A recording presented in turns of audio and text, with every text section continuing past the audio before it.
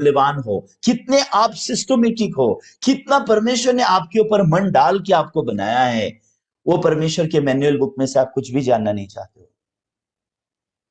उस परमेश्वर के मैनुअल बुक से कुछ भी आप सीखना नहीं चाहते हो। कैसे आप अपने जीवन को सही दिशा दे पाओगे? कैसे आप खुशी और शांति से रह पाओगे? खाली मुंह से बोलोगे मुक्ति दिलाए यीशु नाम, शांति दिलाए यीशु नाम, ना तो आप बाइबल से मुक्ति का रास्ता जानना चाहोगे, ना ही आप कभी शांति पा पाओगे। आप परमेश्वर को ही दोष लगाओगे, परमेश्वर ही ऐसा है, परमेश्वर ही वैसा है, परमेश्वर तो मेरे लिए कुछ नहीं करता, परमेश्वर ने तो मेरे लिए कुछ नहीं किया, परमेश्वर ने मेरे लिए क्या किया है। या फिर अगर परमेश्वर कुछ कर रहा है तो भी परमेश्वर ऐसा क्यों कर रहा है, परमेश्वर वैसा क्यों कर रहा है, परमेश्वर ने जरूरी था क्या ऐसा करना। ऐसा करके अल्टीमेटली आप किसको गलत बोलना चाहते हो? वो सृजनहार परमेश्वर को आप गलत बोलना चाहते हो। वो सृष्टिकर्ता परमेश्वर जिसने आपके अंग अंग को बनाया, जिसने आपके बाल गिने हैं, जिसने आपका रंग रूप बनाया, जिसने आपको आपके माँ के गर्भ में, जिस परमेश्वर ने आपकी रचना की, आप सोचते हो वो परमेश्वर गलत हो सकता है? आप सोचते हो वो परमेश्वर से गलती हो सकती है? आप सोचते हो वो परमेश्वर आपके ऊपर अन्याय कर सकता है? लेकिन बहुत सारे लोग उस परमेश्वर के हृदय के बारे में कुछ भी नहीं जानते हैं। क्यों आप जानते हैं? क्योंकि इंसान के अंदर शरीर और आत्मा अलग अलग नहीं है। उनके अंदर परमेश्वर का वचन और उनका सोच अलग अलग नहीं है। तो जब इंसान के अंदर परमेश्वर का वचन और उनका सोच अलग अलग नहीं है, जब इंसान के अंदर वह शरीर और आत्मा विभाजन नहीं होता, उस इंसान को बाइबल में भ्रष्ट बोला गया है।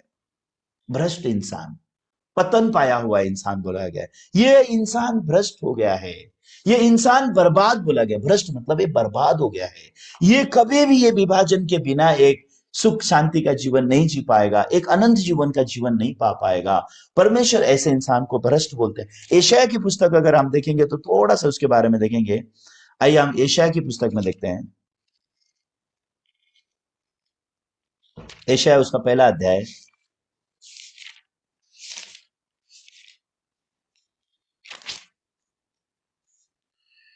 यशायाह उसका पहला अध्याय 21 वचन से हम पढ़ेंगे। 21 वचन, वर्ड्स 21, आइज़ाया चैप्टर 1 फ्रॉम वर्ड्स 21, 21 ना 31, 21। आइए पढ़ते हैं साथ में। जो नगरी सत्ती साध्वी थी वो कैसे व्यभिचारिणी हो गई। वह न्याय से भरी थी और उसमें धर्म पाया जाता था, परंतु अब उसमें हत्यारे ही पाए जाते हैं। तेरी चांदी धातु का मैल हो गई, तेरे दाखमधु में पानी मिल गया है। तेरे हकीम हटीले और चोरों से मिले हुए हैं, वो सबके सब घूस खाने वाले और भेंट के लालची हैं। वो अनाथ का न्याय नहीं करते और न विधवाओं का मुकदमा अपने पास आने देते हैं। इस कारण प्रभु सेनाओं का यहोवा इज़राइल के सर्वशक्तिमान की ये वाणी है, सुनो, मैं अपने शत्रुओं को दूर करके शांति पाऊंगा और अपने बैरियों से पलटा लूंगा। मैं तुम पर हाथ बढ़ाकर तुम्हारा धातु का मैल पूरी रीति से भस्म कर दूंगा और तुम्हारी मिलावट पूरी रीति से दूर कर दूंगा। मैं तुम में पहले के समान न्यायी और आदि के समान मंत्री फिर नियुक्त करूंगा। उसके बाद तू धर्मपुरी और विश्वास योग्य नगरी कहलाएगी। तो यहाँ पे एक नगर है जिस नगर को धर्मपुरी और विश्वास योग्य नगरी, सत्ती साध्वी नगरी बोला गया है, सत्ती साध्वी नगरी। लेकिन 21 वचन में अगर देखेंगे तो ये 26 में लिखा है कि तू उसके बाद तू धर्मपुरी और विश्वास योग्य नगरी कहलाएगी। लेकिन यही धर्मपुरी और विश्वास योग्य नगरी जो सत्ती साध्वी थी, वो नगर कैसे बर्बाद हो गया? 21 वचन में लिखा है जो सत्ती साध्वी थी, जो नगरी सत्ती साध्वी थी, वो कैसे व्यभिचारिणी हो गई। वो न्याय से भरी थी और उसमें धर्म पाया जाता था, परंतु अब उसमें हत्यारे ही पाए जाते हैं। ये एक नगर के बर्बादी के बारे में लिखा है, पतन के बारे में लिखा है। ये हमारे मन के पतन के बारे में लिखा है, हमारे हृदय की बर्बादी के बारे में लिखा है। हमारा हृदय बहुत सुंदर था, ये प्रभु का मंदिर था। हमारे मन में सिर्फ प्रभु पाया जाता था, हमारे मन में सिर्फ प्रभु का वचन पाया जाता था, सत्य पाया जाता था, खुशी शांति और आनंद पाया जाता था।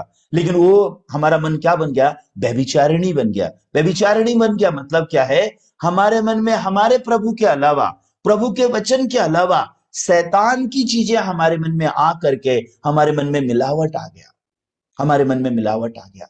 तो जब लोगों के मन में वचन और सोच का मिलावट आ जाता है, वो सती साध्वी नगरी भी वो व्यभिचारिणी बन जाती है।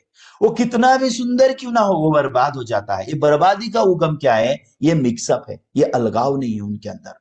वो लोगों के मन में वचन और सोच का फर्क नहीं होता। वो लोगों के मन में शरीर और आत्मा का विभाजन नहीं होता। उन लोगों के मन में अनंत जीवन और पृथ्वी के जीवन का फर्क नहीं होता। स्वर्ग और नरक का फर्क नहीं होता। ऐसे लोग होते हैं जिनके मन में कोई विभाजन नहीं है। विभाजन नहीं है इसका मतलब क्या है? वो पतन पा चुके हैं। ये पतन पाई हुई नगरी के बारे में लिखा हुआ है। ये नगरी सती साध्वी तो थी, लेकिन अब उसमें सती साध्विता नहीं है। मतलब क्या है? अभी इनमें सिर्फ परमेश्वर के वचन नहीं पाए जाते, इनके अंदर सिर्फ शैतानी चीजें पाए जाते हैं, हथियारे पाए जाते हैं, इनके अंदर व्यभिचार पाया जाता है, इनके अंदर चोरी, ईर्ष्या, जलन ये पाया जाता है। क्यों? क्योंकि उनमें मिलावट आ गया बोल के बोला है। 22 वचन में लिखा है, तेरी चांदी धातु का महल हो गई, तेरे दाखमधु में पानी मिल गया। ऐसे लिखा, ये मिलावट के बारे में लिखा है बाइबल में। दाखमधु ये परमेश्वर के द्वारा दी गई खुशी को भी दर्शाता है, मसीह के लहू को भी दर्शाता है। ये एनी हाउ यहाँ पे जो बोला जा रहा है, ये मिलावट के बारे में बोला जा रहा है। जो चीज प्योरली है वो चीज प्योरली रहना चाहिए, उसमें मिलावट नहीं रहनी चाहिए। दिन और रात आपके मन में मिलावट नहीं करनी है। दिन अलग है, रात अलग है, शरीर अलग है, आत्मा अलग है, मेरा सोच अलग है, परमेश्वर का वचन अलग है, अनंत जीवन अलग है, पृथ्वी का जीवन अलग है। ये अलगाव जो है जब आपके मन में क्लियर होता है तब आपको पता चलता है दिन में क्या करना है, रात में क्या करना है। अगर ये अलग ही नहीं है तो आप रात में सोना चाहोगे, दिन में रात में काम करना चाहोगे, दिन में सोना चाहोगे। और जब आप रात में काम करने के लिए चले जाओगे, पूरी दुनिया सोई हुई है और आप रात को काम करने के लिए रास्ते पे निकले हो और बोल रहे हो मुझे थोड़ा मजदूरी में रख लो, मुझे थोड़ा मजदूरी पे रख लो, मुझे थोड़ा काम दे दो, सब आपको पथराव करके मार के भगा देंगे वहां से, पागल कहां से आ गया बोल के। सही है कि नहीं? आप रात में नौकरी ढूंढने मत जाना बिग बाजार में, ठीक है? आप रात में बिग बाजार में सामान लेने के लिए जाओगे तो बिग बाजार तो रात को बंद रहता है। तो वैसे ही आपका आत्मिक जीवन में भी क्यों आप तड़पते हो, क्यों आप मुश्किलों में गिरते हो? क्योंकि जो विभाजन रहने की जरूरत है वो विभाजन नहीं है। तो अभी परमेश्वर क्या बोलते हैं 24 वचन में? 24 वचन में 23 वचन में बोलता है कि ये लोग सब मिलावट की वजह से बर्बाद हो गए, पतन खा लिए। 24 वचन में परमेश्वर अपना हृदय दिखाते हैं। परमेश्वर क्या बोलते हैं? इस कारण प्रभु सेनाओं का यहोवा इजराइल के शक्तिमान की वाणी है, सुनो, मैं अपने शत्रुओं को दूर करके शांति पाऊंगा और अपने बैरियों से पलटा लूंगा। 25, मैं तुम पर हाथ बढ़ाकर तुम्हारे धातु का मैल पूरी रीति से भस्म कर दूंगा और तुम्हारी मिलावट को मैं दूर कर दूंगा। ये परमेश्वर का मन है। परमेश्वर क्या करना चाहता है? मिलावट को दूर कर देना चाहता है। मिलावट को दूर कर देना मतलब मिक्सिंग में परमेश्वर नहीं इजाजत देना चाहता। मिक्सिंग में इजाजत नहीं है परमेश्वर की ओर से, लेकिन शैतान मिलावट करना चाहता है। क्यों? आपको उलझा के रखते। बस आप कभी हाँ मैं शरीर हूं या पता नहीं मैं आत्मिक जीवन क्यों जी रहा हूं, मैं क्या हूं पता नहीं, मैं कहां हूं पता नहीं। लेकिन जिन लोगों के मन में आत्मिक जीवन स्पष्ट रहता है, जिन लोगों के मन में आत्मिक जीवन स्पष्ट रहता है, वो लोग क्या करते हैं? जिनके जीवन में आत्मिक जीवन स्पष्ट रहता है वो लोग शरीर और आत्मा के विभाजन को साफ रीति से जानते हैं। लिखा है परमेश्वर पर भरोसा करने वाले लोगों के बारे में, ऐसे लिखा है कि वो लोग परमेश्वर पर भरोसा करने वाले जो लोग होते हैं वो लोग जानते हैं कि मैं इस पृथ्वी पर बाहरी और परदेसी हूं, और इस पृथ्वी का जीवन वो लोग भय से बिताते हैं। और उन लोगों को याद रहता है कि मेरा स्वदेश घर में है, स्वर्ग में है, मेरा स्वदेश है, मेरा अपना देश है, और इस पृथ्वी पे मैं बाहरी और परदेसी हूं। और वो लोग जब इस पृथ्वी पे रहते हैं बाहरी और परदेसी अपने आप को मानकर भय के साथ जिंदगी जीते हैं, भय के साथ। क्यों?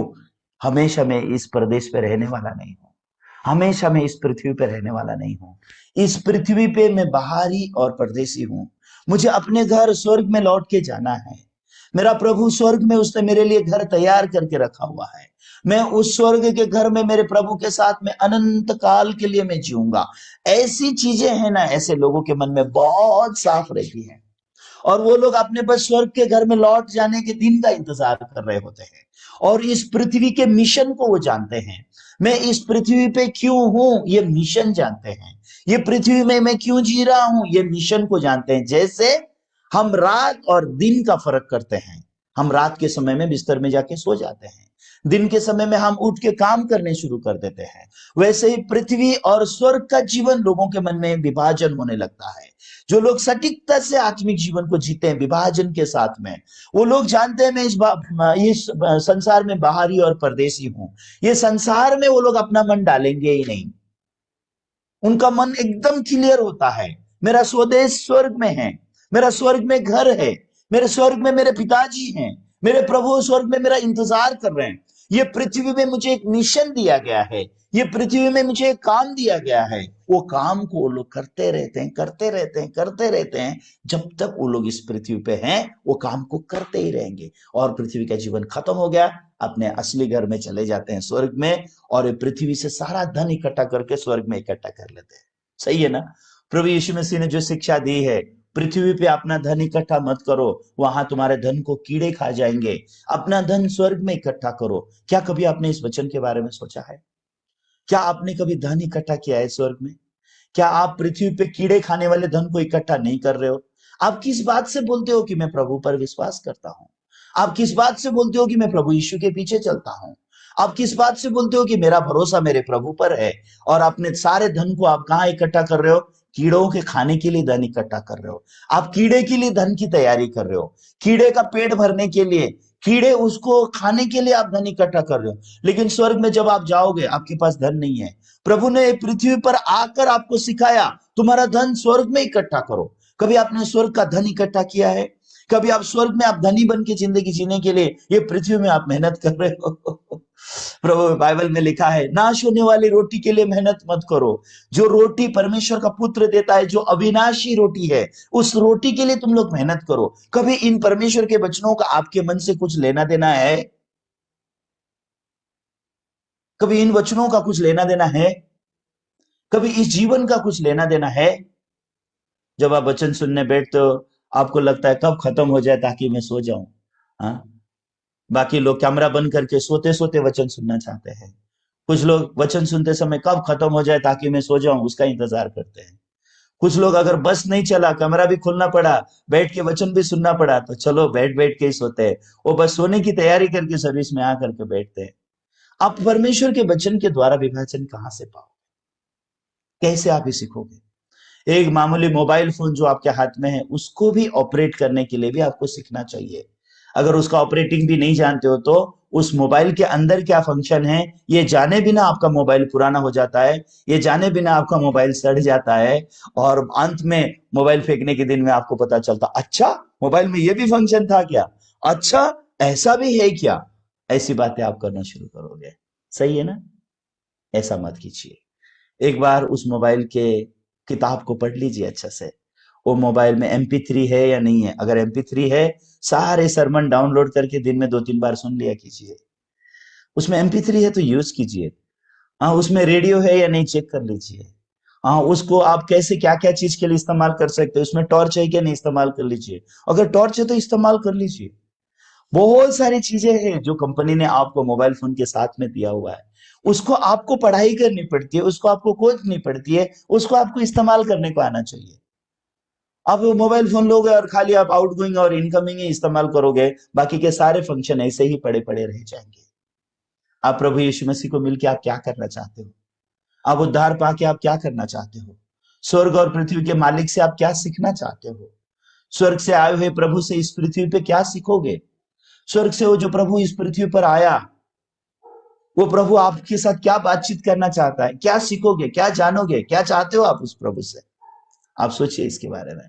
तो उत्पत्ति के पुस्तक में प्रभु ने विभाजन को बहुत बार दिखाया है। 1-2 बार नहीं, जमीन और पानी को अलग अलग किया है, भूमि को जमीन पृथ्वी कहा, भूमि कहा, सूखी जगह को भूमि कहा, और पानी को पानी जहां पे है वहां पे उसको प्रभु ने समुद्र कहा। प्रभु ने आकाश और पृथ्वी को, ऐसा पूरा अलग अलग अलग अलग विभाजन है। और ये सब जगह में अलग अलग है। परमेश्वर ने आकाश में किसको रखा? सूर्य चांद तारे को रख दिया। परमेश्वर ने सूर्य चांद तारे को पृथ्वी पे नहीं रखा, परमेश्वर ने आसमान में रखा। परमेश्वर ने आसमान को इसलिए बनाया कि वहां वो सूर्य को रखे, वहां वो चांद को रखे, वहां वो तारों को रखे। और उनको भी क्यों रखा? लिखा है पृथ्वी पे ज्योति देने के लिए रखा। कितना परमेश्वर का योजना है। पृथ्वी पे परमेश्वर ने सूर्य चांद तारे नहीं रखे, उसी रीति से परमेश्वर ने जो यीशु में रखा और परमेश्वर ने जो आप पर रखा, ये फर्क भी आपको करने को आना चाहिए। परमेश्वर ने जो यीशु को दिया और परमेश्वर ने जो आपको दिया, इसका फर्क आपको करने को आना चाहिए। आपको सूर्य को देख के जलने का जरूरत नहीं है, आपको बुरा मानने की जरूरत नहीं है। खाली सूर्य को ही इतना उजाला बना दिया परमेश्वर ने, पृथ्वी को तो देखो उजाला ही नहीं दिया, ऐसा नहीं है। परमेश्वर ने सूर्य को बनाया और पृथ्वी को बनाया और सूर्य को बोला, ए सूर्य तुम पृथ्वी को उजाला दे दो। पृथ्वी में सूर्य नहीं है, लेकिन उजाला का सारा अनुग्रह कौन प्राप्त कर रहा है? पृथ्वी प्राप्त कर रहा है क्या नहीं? पृथ्वी सूर्य की तरह चमकता नहीं है, पृथ्वी सूर्य की तरह प्रकाशमान नहीं है, लेकिन सूर्य का सारा प्रकाश किसको मिल गया? पृथ्वी को मिल गया। वैसे परमेश्वर ने यीशु और हमको जोड़ दिया। परमेश्वर ने यीशु को सर्वशक्तिमान बना दिया। परमेश्वर ने हमें मट्टी का पुतला बनाया जिसके पास कुछ भी नहीं है इस पृथ्वी की तरह, लेकिन वो यीशु सब कुछ हमें देने के लिए आया। लिखा है उसने अपने आप को हमको दे दिया। वो परमेश्वर ने अपना इकलौता बेटा भी हमको दे दिया। मतलब कितना, आप अगर बिना यीशु के खुद को देखोगे तो ऐसा लगेगा आप अभागे हो। बिना यीशु के अगर आप खुद को देखोगे तो ऐसा लगेगा यार मैं पावरलेस हूं, मेरे पास कुछ भी नहीं है, मेरे पास कोई ताकत नहीं है। जैसा पृथ्वी अगर आसमान की तरफ नहीं देखेगा, उस सूर्य को नहीं देखेगा कि ये सूर्य को मेरे पिता ने मुझे दिया है, अगर पृथ्वी सूर्य को अगर इस मन से नहीं देखेगा, पृथ्वी को लगेगा मैं तो अभागा हूं, मैं पेड़ पौधे उपजाऊंगा वो कैसे होंगे, हाँ ये पृथ्वी पे मनुष्य कैसे खुशी से रह पाएगा, ये पृथ्वी पे मनुष्य कैसे चल पाएगा बिना सूर्य के, बिना सूर्य की ज्योति के कैसे इंसान इस पृथ्वी पे जी पाएगा, बिना चांद के इंसान कैसे रात के समय में आराम कर पाएगा, बिना रात को चांदनी का लाइट नहीं है तो पृथ्वी पे इंसान कैसे ठोकर खाने से बच पाएगा।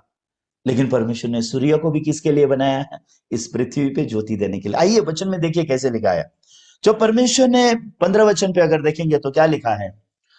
और वो ज्योतियां आकाश के अंतर में पृथ्वी पर प्रकाश देने वाली भी ठहरे, और वैसा ही हो गया। उत्पत्ति उसका 1:15, जेनेसिस 1:15। क्या लिखा हुआ है वहां पे? और वो ज्योतियां आकाश के अंतर में पृथ्वी पर प्रकाश देने वाली भी ठहरे, और वैसा ही हो गया। तो जो परमेश्वर ने इस ज्योति को बनाया, वो सूर्य को बनाया, वो सूर्य हालांकि अपने आप में चमकता है, ये सूर्य अपने आप में चमकता है, लेकिन ये किसके लिए चमकता है? ये पृथ्वी के लिए चमकता है। ये सूर्य से जो इतनी किरणें निकलती है, ये किसके लिए है? ये पृथ्वी के लिए है। यीशु मसीह के पास इतनी ताकत है, किसके लिए है? मेरे लिए है। यीशु मसीह के पास इतनी पवित्रता है, किसके लिए है? मेरे लिए है। यीशु मसीह के पास इतनी अच्छाई है, किसके लिए है? ये मेरे लिए है। यीशु मसीह के पास जो कुछ भी है, इवन उसका जान भी मेरे लिए है। ऐसा परमेश्वर ने यीशु को और हमको बनाया है। ऐसा नाता परमेश्वर ने यीशु और हम में बनाया है। लेकिन अगर आप उस यीशु की तरफ देखना नहीं जानते हो, अगर आपको पता नहीं उस यीशु पे कैसे भरोसा करें, अगर आपको पता नहीं उस यीशु को कैसे देखें, तो यीशु आपको प्रकाशमान करना चाहता है। तो जब यीशु इस संसार में आया, अपने चेलों से कहता था तुम जगत की ज्योति हो। फिर चेले समझ ही नहीं सकते थे, मैं कैसे जगत की ज्योति हूं? मैं तो जगत का अंधकार हूं, मैं तो पाप में जन्मा हुआ पाप का पुलिंदा हूं, मैं तो सिर्फ पाप करके जिंदगी जीता हूं। इस संसार में मेरी क्या औकात है? इस संसार में मेरी क्या क्या है? मेरी जिंदगी तो एक जानवर से भी गई गुजरी है, मेरी जिंदगी तो एक कुत्ते से भी गई गुजरी है। लेकिन यीशु मसीह बोलते नहीं, पिता ने तुझसे इतना प्यार किया कि मुझे तुझे दे दिया। यीशु मसीह बोलते नहीं, तेरा कीमत ऐसा नहीं है। तुझे तो पिता ने इतना प्यार किया कि तेरे प्यार में पिता ने मुझे कुर्बान कर दिया, मुझे बलिदान कर दिया। यीशु मसीह बोलते हैं, यीशु मसीह बोलते हैं नहीं ऐसा नहीं है, तेरा सोच गलत है, तुम गलत तरीके से सोचते हो, तुम्हारी विचारधारा गलत है। ये पृथ्वी को ऐसा लगता है कि सिर्फ मिट्टी है इस पृथ्वी पे, लेकिन भाई बहन जब ये मिट्टी और बीज और सूर्य चांद तारे ये सब मिल जाते हैं और आसमान से आने वाला बारिश जब मिल जाता है, आप पता है क्या हो जाता है? जीवन पैदा होना शुरू होता है। पृथ्वी अकेले से जीवन को पैदा कर नहीं सकता। पृथ्वी ने एक पेड़ को भी पैदा करना है तो ये पृथ्वी को बीज की जरूरत होती है। ये दिखाता है हमें यीशु की कितनी जरूरत है। हम अपने आप में कुछ नहीं है, लेकिन यीशु के द्वारा हम सब कुछ हैं। अपने आप हम अकेले में कुछ नहीं है, लेकिन जब हम यीशु के साथ हैं, हम यीशु के साथ जब एक हो जाते हैं, हम अलौकिक हो जाते हैं। हम अपने आप में कुछ भी नहीं है, हम उस मिट्टी की तरह हैं, हम उस भूमि की तरह हैं जो भूमि कुछ भी नहीं है। लेकिन जब हम यीशु के साथ कनेक्ट हो जाते हैं, जब हम यीशु के साथ एक हो जाते हैं, हम अमेजिंग बन जाते हैं, हम जीवन को पैदा करने वाले बन जाते हैं। ये पृथ्वी से पेड़ पौधे आते हैं, ये पृथ्वी के पेड़ पौधों को सूर्य सब संभालता है, सब न्यूट्रिशन देता है। यीशु मसीह हमें ऐसा सब कुछ देते हैं, लेकिन हम इन बातों को समझ नहीं सकते क्योंकि हम मूर्ख हैं। सही है। तो इसलिए बाइबल में लिखा है, परमेश्वर ने जगत के मूर्खों को चुना है ताकि बुद्धिमानों को लज्जित करे। परमेश्वर नहीं चाहता है कि हम इस मूर्ख पर भरोसा करें, परमेश्वर चाहता है कि हमें चुनने वाला परमेश्वर, उस परमेश्वर पर भरोसा करके जिए। तो सच्ची में जब हम परमेश्वर की योजनाओं को देखते हैं, ये खत्म ही नहीं होता है। जब भी मैं उत्पत्ति का पुस्तक पढ़ाई करना शुरू करता हूं, जब भी मैं पृथ्वी को जब मैं देखता हूं, ये पृथ्वी को जब मैं देखता हूं, अकेला देखता हूं, तो मुझे बहुत निराश होती है। तो जब मैंने अपने आप को जिंदगी में देखा अकेला बिना यीशु के, अब जानते मुझे अपने बारे में कैसा लगा। मैं कभी कभी मेरी तुलना रास्ते पे सोने वाले कुत्ते के साथ करता था। माफ कीजिए ऐसा बोलने के लिए, लेकिन ये हकीकत है। मैं जब यीशु के बिना मैंने जो जिंदगी जिया, वो बहुत ही काली रात थी, बहुत ही दर्दनाक था, बहुत ही पीड़ाजनक था। मैं कंटिन्यू शराब में, जुआ में, ड्रग्स में, पाप में मैं खुशी और शांति ढूंढ रहा था, आराम ढूंढ रहा था। मुझे लगता था कि कहीं शराब मुझे आराम देगा, कहीं जुआ मुझे धनी बना देगा, कहीं ड्रग्स मुझे रिलैक्स कर देगा। जितना भी मैंने इन सब चीजों में आराम ढूंढना चाहा, मैं और तड़पता गया और कैसा होता गया। लेकिन परमेश्वर ने हमारी शांति यीशु मसीह में रखी है, परमेश्वर ने हमारी खुशी यीशु मसीह में रखी है। सारी खुशी और शांति यीशु मसीह से बहते हुए हम पे आता है। लेकिन जिनका मन का नाता यीशु मसीह के साथ नहीं है, वो लोग अपने मन में वो चीजों को नहीं पाते जो चीजें देने के लिए यीशु मसीह इस संसार में आए। आप सोचिए इसके बारे में। तो सच्ची में जब मैं रात रात भर सो नहीं सकता था, मैं कुत्ते का कान पकड़ के उससे पूछता था, ए तू आराम से कैसे सोता है, तेरे को इतना चैन से नींद क्यों आता है, मैं इतना अभागा क्यों हूं, क्यों मुझे एक रात भर में सो नहीं सकता हूं। मैं 8 साल की उम्र से लेकर 25 साल की उम्र तक सो नहीं सकता था, इसलिए जितना ड्रग्स करता था उतना ही समय सो सकता था। नहीं सो पाने की वजह से मानसिक रीत से भी मैं बहुत कमजोर हो गया था। मेरा दर्द और पीड़ा कोई भी नहीं समझ सकता था। लेकिन जब यीशु मसीह मेरी जिंदगी में आया, यीशु ने मुझे मेरा मूल्य समझाया।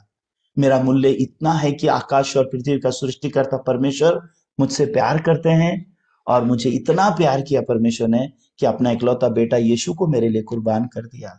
और परमेश्वर ने मुझसे कहा, अगर तू यीशु पे विश्वास करेगा, तू नाश नहीं होएगा, तू अनंत जीवन पाएगा।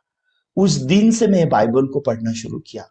ये बाइबल को मैं अभी मुझे याद भी नहीं मैंने कितनी बार पढ़ा होगा। मैं इतना ये बाइबल को पढ़ा सिर्फ ये जानने के लिए कि ये यीशु कौन है जो मेरे लिए क्रूस पर बलिदान हुआ, क्यों वो मुझसे प्यार करता है।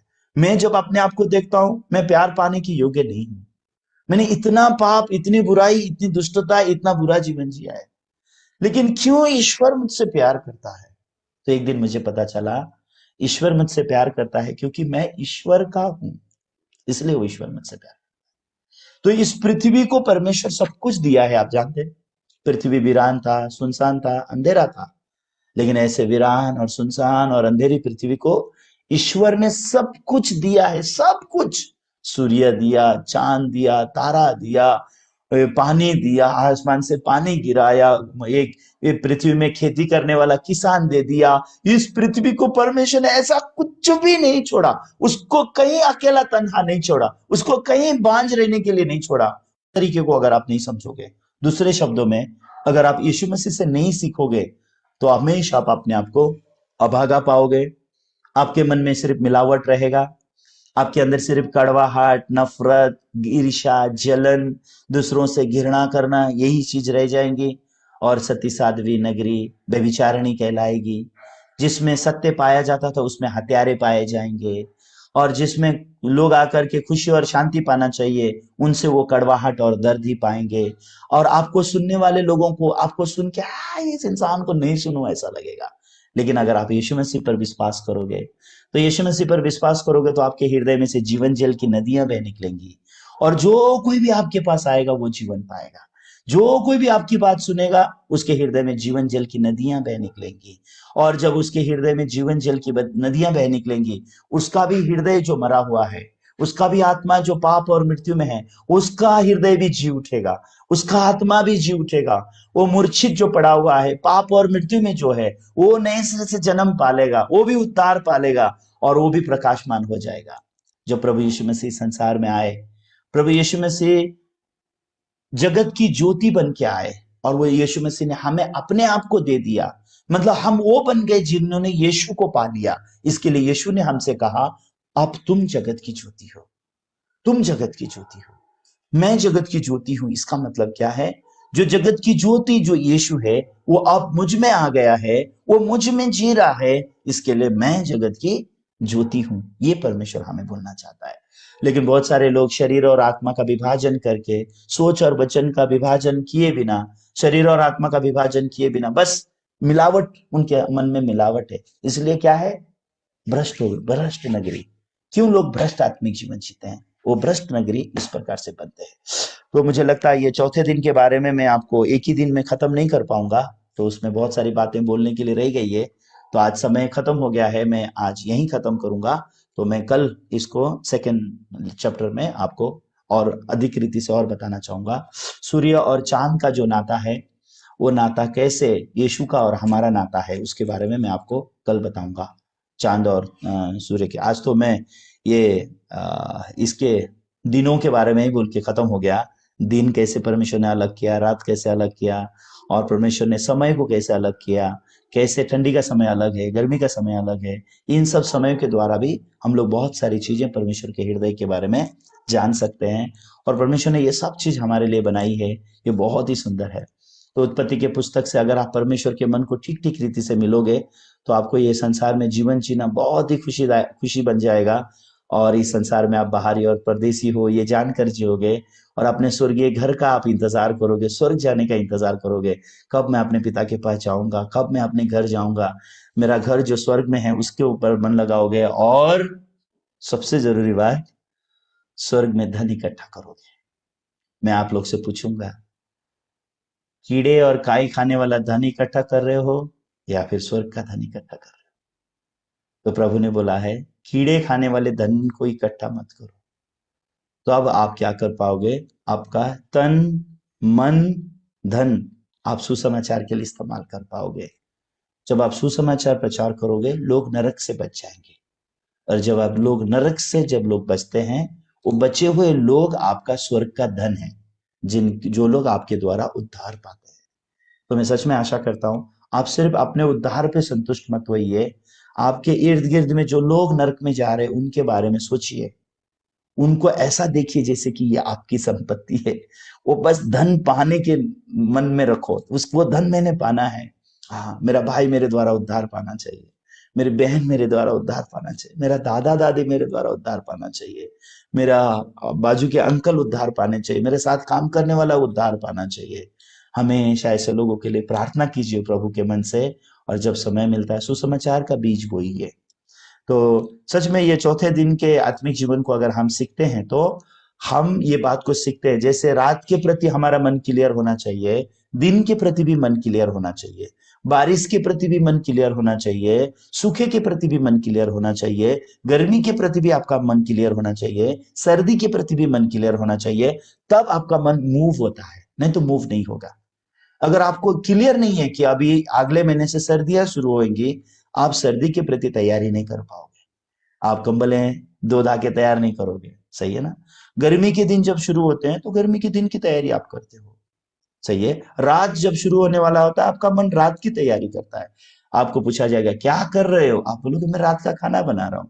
आप सुबह रात का खाना नहीं बनाते हो, आप शाम होते ही रात का खाना बनाते हो। ये मन की तैयारियां होती है। लेकिन अगर ये दिन रात का विभाजन नहीं है अंदर, तो क्या करोगे आप? सुबह ही रात का खाना बना के रात होने का इंतजार करोगे, और लोग आपको बोलेंगे ये मानसिक रोगी है लगता है, पागल हो गया लगता है, इसको मेंटल हॉस्पिटल डालने की जरूरत है।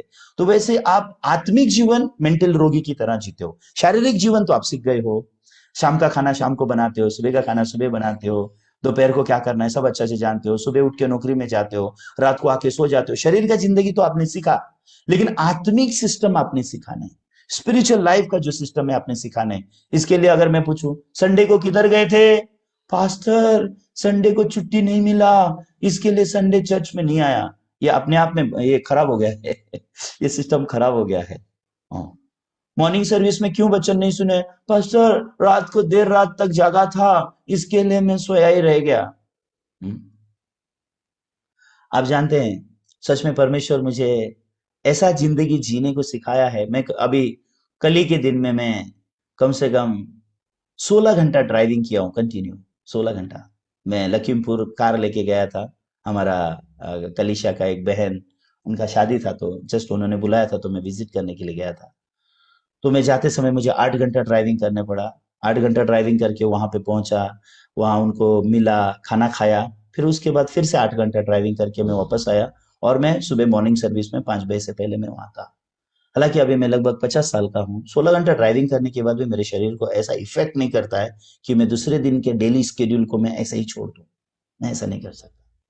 अगर आप जीवन जीना सीखोगे तो आपको हर तरफ आप परमेश्वर से अनुग्रह पाओगे। आपका शरीर भी कमजोर नहीं होएगा, आपका मन भी कमजोर नहीं होएगा।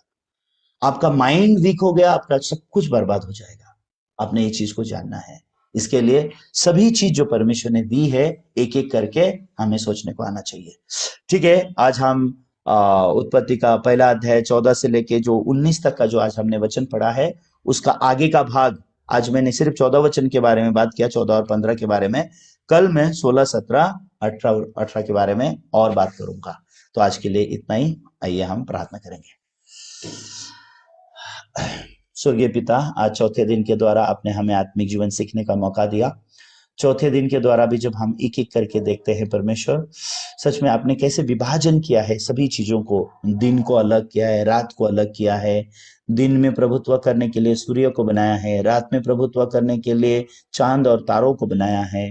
परमेश्वर, जब हम देखते हैं आपको काम करते हुए, आपके काम बहुत ही सिस्टमेटिक है और बहुत ही स्पष्ट है। और प्रभु, जब आपने हमको इस पृथ्वी पे जो जीवन को जिया है, इस जीवन में भी प्रभु आप हमको ये सिस्टम में जीने के लिए लगाना चाहते हो। प्रभु, आपने ठंडी का समय अलग रखा है, गर्मी का समय अलग रखा है, दिन को अलग, रात को अलग किया गया है, नियत दिन, समय, ये सब कुछ परमेश्वर आपने अलग अलग किया है। हर दिन हम सुबह को देखते हैं, हर दिन रात आती है। सुबह होता है हमारा माइंड अलग है, रात होती है हमारा माइंड अलग है, ठंडी आती है हमारा माइंड अलग है, गर्मी आती है हमारा माइंड अलग है। लेकिन अगर इसमें अगर हमारा मन भ्रष्ट हो जाएगा, अगर हमारा माइंड अगर भ्रष्ट हो गया और हम अगर ये नियत और समय को अगर हम ठीक रीति से नहीं जानेंगे तो हमको समझ में नहीं आएगा कौन से समय में हमने क्या करना चाहिए। वो उस समय से हम एक अस्वाभाविक जीवन जिए बिना नहीं रह सकते। उसी रीति से हे प्रभु, आत्मिक जीवन में जो जिंदगी है, स्वर्ग और नरक का विभाजन, शरीर और आत्मा का विभाजन, वचन और सोच का विभाजन, अगर इन सब चीजें हमारे मन में स्पष्ट रीति से नहीं है तो हम आत्मिक जीवन एक पागलपंथी की तरह जिए बिना नहीं रह सकते। हम बावलेपन का आत्मिक जीवन जिए बिना नहीं रह सकते। हम पर दया करो ताकि हम इस बावलेपन से बाहर निकल सकें, इस पागलपंथी से हम बाहर निकल सकें और एक स्वाभाविक आत्मिक जीवन को हम जी सकें जो परमेश्वर के वचन के द्वारा मार्गदर्शित होता है, जो कलीसिया के द्वारा मार्गदर्शित होता है, जो परमेश्वर के उद्धार पाए हुए दासों के द्वारा मार्गदर्शित होता है। इन सब चीजों को हमें आपसे अनुग्रह पाकर सीखने दीजिए और हमारे मनों में भी इन सब चीजों का विभाजन कर दीजिए प्रभु, ताकि हम सच में शांतिदायक आत्मिक जीवन को जी सकें। सभी बातों को आपके हाथ में और दया में सौंपकर यीशु के पवित्र नाम से मैंने प्रार्थना किया, आमीन। बहुत बहुत धन्यवाद। Morning service